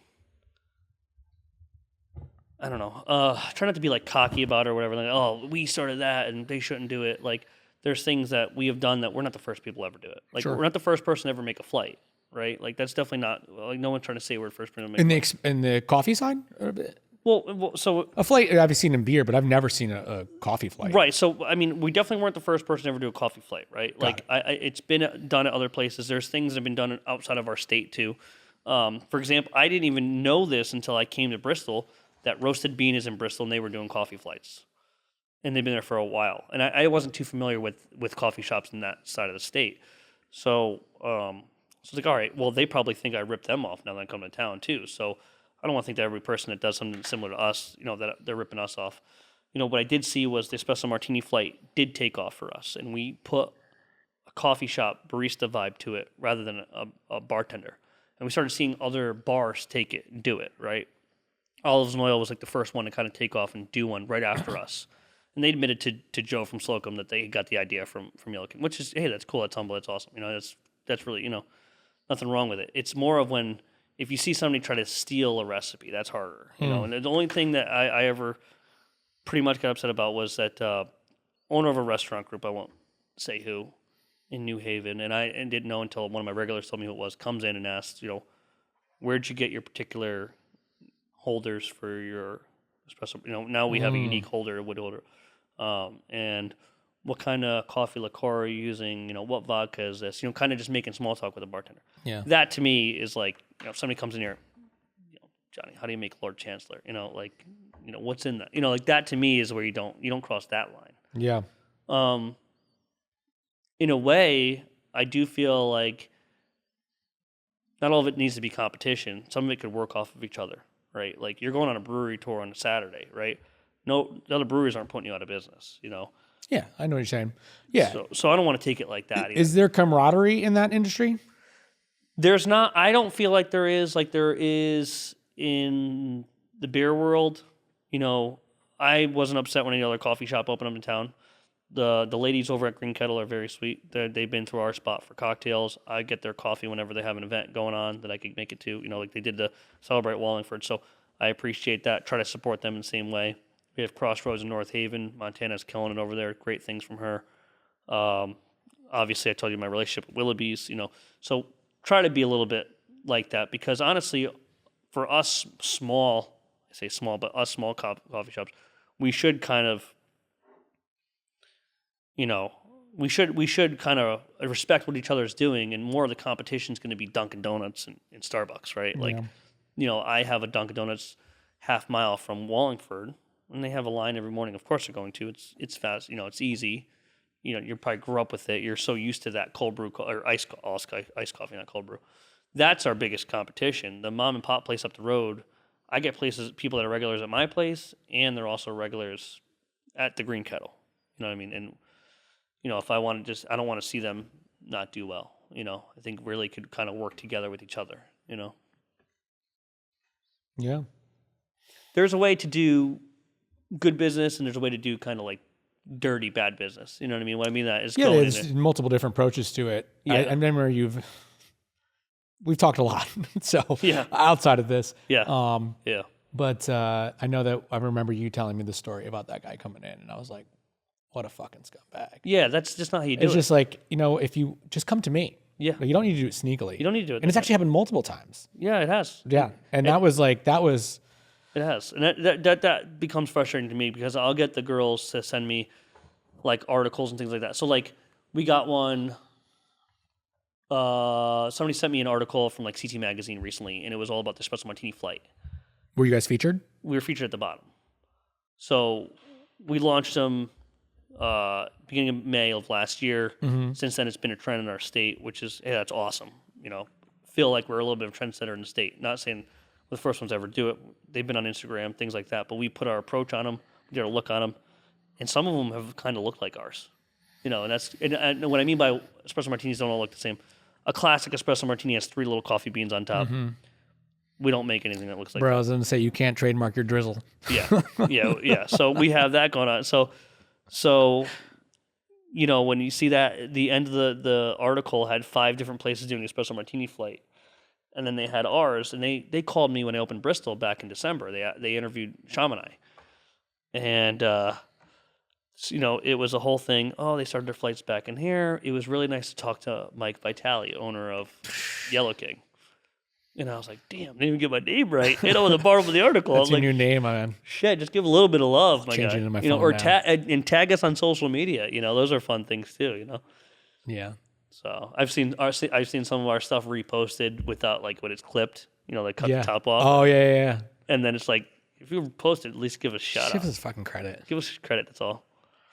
So when you were starting your business, did you have any mentors or anybody you looked up to that helped you get this started, or was it kind of just? Yeah. Oh, definitely. Yeah. I mean, I know we could look at it and say we're hey, I don't know that term self-made or whatever, but you can't do things without people helping you, right? Mm-hmm. It's not possible. So I gave credit earlier to saying to Jay and Danielle that own Flowers by Danielle, being that they were a motivating factor of seeing a couple run a business and seeing somebody do it from young. And then Cassie Faziano that owns Blue Hair and Bridal, seeing her do it on her own, somebody that's similar age to me, do something like that from a younger age, and be successful. Talking to other business owners, I remember I was drawing the blueprints. We were drawing the blueprints out, sitting at Tribus in Milford, and picking Sean's brain a little bit. So there's a little bit of all of that. But yeah, the biggest factor is Jay and Danielle saying, "Hey, just go ahead and do it. Start your LLC at the time." We went out to dinner with them. Shama was working part-time for them at the time, as well as doing a Starbucks. And then they needed help. They needed like a guy to help them do an event on a weekend. Like, "Hey, Rob, if you're available, I need like a guy to help me like set up this hoopah."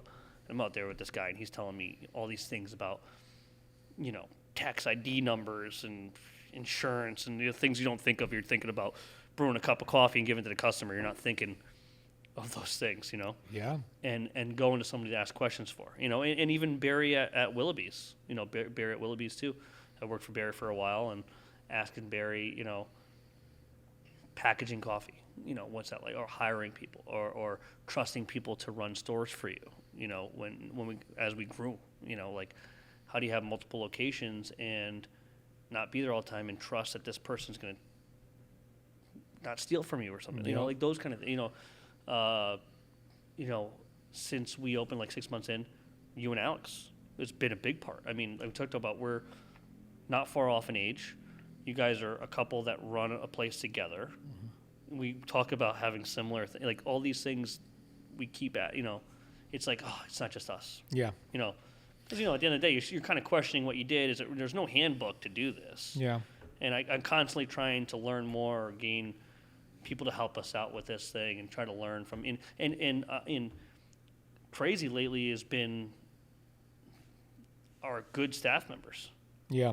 Right. Like I have these. You have a solid team. It seems like it's taken time. It's taken a long time, but like having the store manager from Wallingford and Bristol, those two girls that are working for me now, mm-hmm. that are like, they're 10 years younger than me, 12 years younger than me. Very smart girls that are like, "Hey, have you ever thought about this?" Listen to their input. That's another part of it too, and I'm like, "Oh, this is why I promoted these girls, and this is why I hope that they're going to be with me for a while," and kind of getting that retrospect too. So it's a little bit of everything, staying true to the employee and listening to them, trying to be in. There's times I'm influenced by them. I'm like, my God, this girl like put together our entire like. She redid our entire like Google Drive with sheets and everything else, and looks mm-hmm. awesome. Like, man, I wish I could have done it that way. Look how nice and organized this is. Yeah, of course, fresh, college girl, killing it. Yeah, I think the biggest thing that I've found is like, what's comforting about sitting down with you and Shama is that we have commonalities to talk about in terms of business because we hang out with a lot of other, let's call them parents and whatnot, and it's like.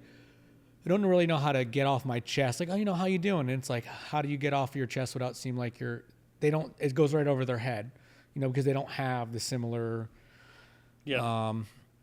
situations in their life that they're dealing with. So that has been a blessing to really sit down and just be able to vent to someone like, all right, they get it.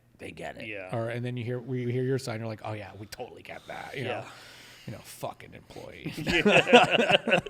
Or what the fuck is wrong with that refrigerator? Yeah. Jesus Christ. Yeah. This customer's asking for the cursed king. That motherfucker. I don't know.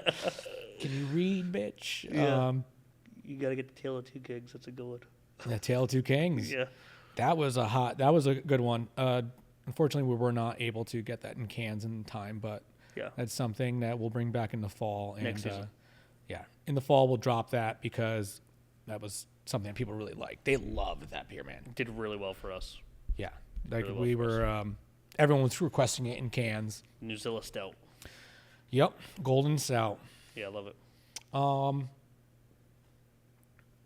Did you, when you started the business, was there any like books, podcasts, that you used as like resources to like help yourself get like a little bit of, I guess a little bit of everything. I was reading, at the time I was reading a lot of stuff online. So not necessarily books. And then this is kind of a weird inspiration, I guess I could say, which is it's crazy because now he's very, very popular. But Tony Robbins? No, 5 years ago, 6 years ago when I was writing a business plan. And through time, I've been extremely impressed and influenced by Pat McAfee, right? The guy, no, that's John McAfee. Pat McAfee, who is he? So Pat McAfee has a show now on ESPN, Pat McAfee Show. Oh, yeah. That's what the name sounds familiar. Yeah, so there was a little bit of some parallels with that. So Pat was a punter for the Colts. The Colts is my favorite football team at the time, so I kind of was following along to him.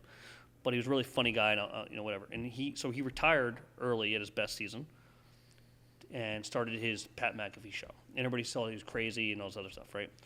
Kind of felt the same way about me leaving a union job as retirement and plans and benefits to be a business owner, and I don't really know exactly what I'm doing. I'm trying to read about it on the internet. I'm trying to talk to other entrepreneurs on how to do this, trying to get as much knowledge.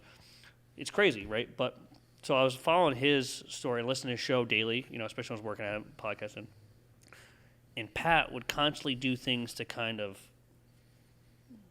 I don't know, change the mold of things, right? Like, it wasn't your average show. He wasn't doing not just his show. It was more than his show.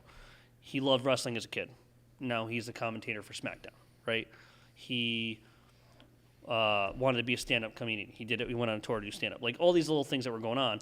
And so I was listening to a show from when he was in the basement with his boys to that, right?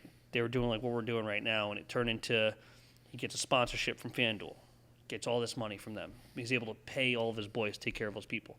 He always talks about taking care of your people, and they'll take care of you, which is how I feel about my employees. So that's a motto I live by. Or be who you can afford to be is a big one, right? So all those little things, even though it's not the same thing we're doing, I was heavily influenced by that. So listening to the show, and he's continuing to kind of like break the mold and be successful, and he's changing every year, right? And now he's like, people are saying he's a sellout because on ESPN. I'm like, no, this guy got a huge deal for his show that still streams on YouTube, that goes on ESPN, and he owns it, and he leases the rights to ESPN. Wow, that's insane. Yeah. So to me, that's motivating. But I'm saying I'm following that story way before he even got to ESPN. So that was a motivating factor as far as being an entrepreneur. And that was really a big deal to me. And then I did read couple articles, books, and things like that on just coffee shop owners, and I kept feeling like it didn't fit me, and I was a little concerned because it wasn't what we were trying to do, and I realized it was a little bit more bar, it's a little bit more outgoing, it's a little bit too heavy, too loud for people. I guess loud would be the way to go, And so just trying to hone in what would work for me, because sometimes you get discouraged, right? You can get discouraged. We're like, oh man, that's not how we're doing. Are we fucking up right now? Yeah. We're not doing this right, Yeah. I'm going to have to give Pat McAfee a little subscribe on YouTube. Give him a shot. I feel like I've definitely listened to clips of his episodes and stuff. Yeah. He makes the headlines a lot. I feel like there's some negative things out there more recently since he went to ESPN because his name's bigger. I don't think his show has ever changed, which I appreciate. He still swears on ESPN. But if you like wrestling, he's into wrestling. You like football, he's into football. Now he's talking about like soccer and everything else. But I always love the aspect, the true essence of that is it's him and his boys talking sports. Yeah. The way we would sit here and bullshit about something, right? That's really the truth of it. It's stupid. It's funny. It's stupid. But he's actually a pretty fucking smart guy. Okay. Yeah. I'll give that a shot. Some questions. A couple more. If you can go back in time and give your younger self, one piece of advice, what would it be? Okay. If I were to go back 10 years, right? 10 years ago, I would have been 24 years old. Mm-hmm. Were you working in the union at this time or working at Starbucks? 24, I was working at Willoughby's. Yeah. I was just about to... 10 years ago. Yep. Wow. Yeah, so I was waiting for my apprenticeship to start. Mm-hmm. Right? So I was just about to start my apprenticeship, really. I was end of Willoughby's into apprenticeship. And at that time, I had a little bit of a dream of this and, didn't know where I was going to go with it, didn't have the know-how. And there's people in my life, as far as, and some are still in my life, so not negative, but friends and family. As you know, if you were to tell them these things, they maybe aren't always supporting it, right? Like, you're crazy type things. I've heard that. go get a job at the union. Go get a, go get a job with benefits. And whatnot. And right. Yeah, I've heard it all. And I think I did that longer than I needed to do it, even though I was given an opportunity by COVID. So it was a little bit different. So maybe it wouldn't have worked out the same. But I would have told myself then to follow what you think is right.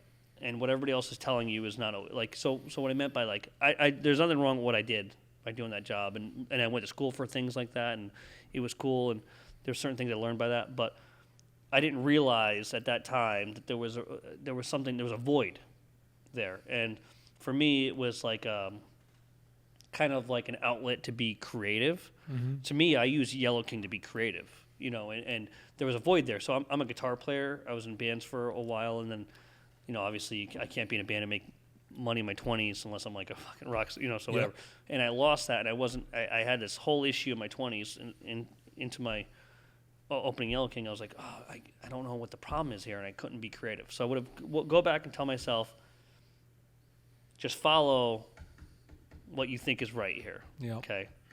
I know you have some people that are important in your life right now, but just because they're giving you maybe advice that you think you should listen doesn't always make it right. Doesn't mean that you don't love them and not good people either. Yeah. But at that time, it kind of steered me in a direction I didn't want to go. It's okay to be. I would say it's okay to be different. Would you have started your business sooner, you think? Or do you think that do you think that all the steps you take made you who you are and put you in the experience that you needed to start your business? Yeah, I mean, I agree with that. I don't think I would have been able to do this without all those steps, right? I wouldn't be able to do all those steps. So there's part of that. But at the same time, I do kind of wish I started things sooner. There's no regrets here. It's all fine. I learned all these things. Yep. I just had a few of these years where there wasn't that outlet. There wasn't that creative outlet for me to be able to do something. I wish there was that here. You know what I mean? So I kind of wish I had something in between. That's all I'm saying. Yeah. Back at it. We had to take a break there. So ask advice. Give your younger self. Drink more beer. So there's a question I have here, and this one would be: if you could sit down and have coffee with any three people, dead or alive, who would they be and why? Okay. I'm just gonna go with alive right now because I can think of three right off the rip, and I'm sure there's a bunch of great dead people I'd want to have coffee with. All right, so 3 people I want to have coffee with right now. We talked about one earlier. I'd say Pat McAfee. Next one would probably be Zach Wilde, guitar player for Ozzy. Really? Yeah. Okay. Why? I've been a guitar player since I was 11. Zach has been like a workaholic. Mm-hmm. He has just done tour after tour after album after album after tour after tour, and been successful the whole time. Has 4 kids, wife, done a bunch of other stuff. Like, I'm like, so I just want to dude, how do you just grind? Yeah. I know it's nothing to do with coffee and what we're doing, but how the fuck do you just grind and do this shit? Mm-hmm. You know what I mean? That's insane to me. Yeah, I saw all the guitars in your basement. I was wondering what the deal was with that. Yeah. So that was my first passion was guitar. I wanted to be a sound engineer. I did a little schooling for that. Mm-hmm. I was doing worked at RVP Studios in West Haven with Mark Amendola. Me and him worked. I was kind of interning for him for a little bit. He used to play for G Soul New Haven. G Soul was a big local band, late 90s, early 2000s. Yep. So that was my passion. Really wanted to do that, and then unfortunately things went sour with family and money and kid. The whole thing when you're a kid. So I had to kind of get that. You know what I mean? Yeah. So that was something. So those are 2 people I'd really would love to. A third one. There's a lot of ways there's a lot of directions I can go with this one. One was this has nothing to do with business. I'm a sports fan too. Yeah. So music, sports. I would go with Peyton Manning. Peyton Manning. Yeah. Oh, wow. Nothing to do with us. It came out of left field. It is a left field one because It came out of the end zone for football. I'm a Colt fan. Love Peyton. Obviously he owns business, thing like that. I just want to fucking shoot the shit with him. Seems like a guy you could have a beer with. I would go play golf with him. Yeah. I think coffee's not enough. I think 18 holes with someone like that. Yeah. Yeah, that's true. Golf would probably be better. But yeah, I'd give Peyton Manning. Yeah.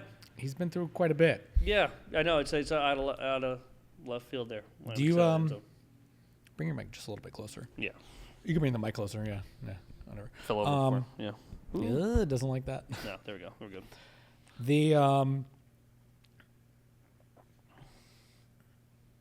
Those are some good ones. Yeah, they're different. I know they're different. I would think of a lot of sports people for some reason because I feel like sports translates sometimes into business because of team. Yeah. Like I always say team atmosphere to our people because we have a lot of people work for us. Mm-hmm. So looking at that kind of leadership thing, like, recently I was kind of like reading a little bit more stuff and things on like, I hate the Patriots, don't get me wrong, but like Bill Belichick, building a team, things like that, right? Like, or Bill Parcells. I'm reading about leadership, from that kind of aspect. Nick Saban, Alabama. Nick Saban would be somebody I'd love to have a cup of coffee with. Leading different people and being able to communicate to younger generations, right? Like, I'm getting older now. I'm no longer going to be able to connect with people that are 22, right? But how do you get your vision and values to that young person that are out there that I have to employ, Sure. That's inspiring to me. You know? And and maintain being successful. It's more in a sports world, not a business, but it's I think it translates.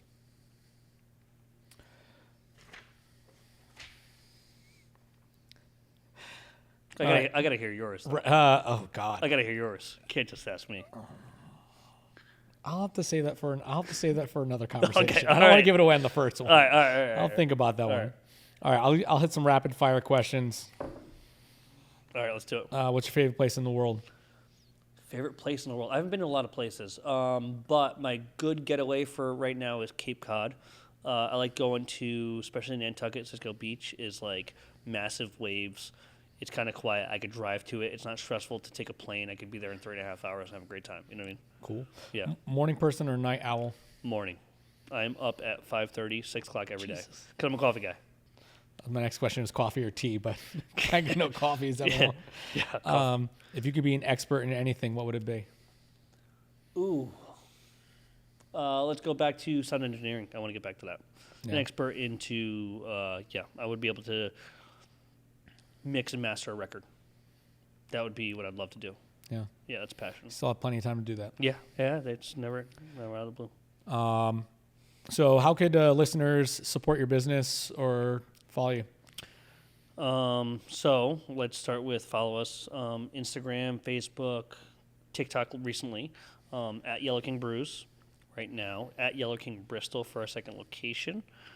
And a way to support us, we have a location in, like I said, Wallingford, 920 South Colony Road.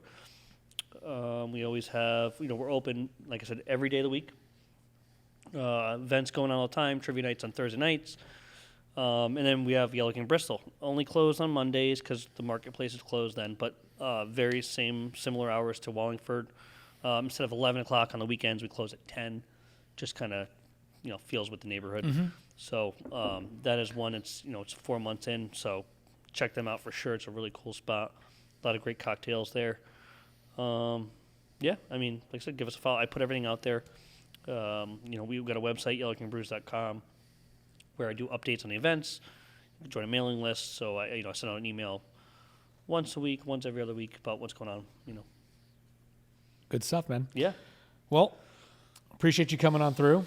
Awesome. Cheers, man. Cheers, brother. Appreciate you. I'm glad we were able to do this. Thanks for having me. Of course. I hope this takes off, and I want to be in a future episode. We'll too. get you on episode 50 or 100. Something. I want to come on here and just talk about like GTA. I could do that. Yeah. I just want to talk about online gaming the whole time. Oh man. All right, man. Thank you again. Thanks. Appreciate it, man.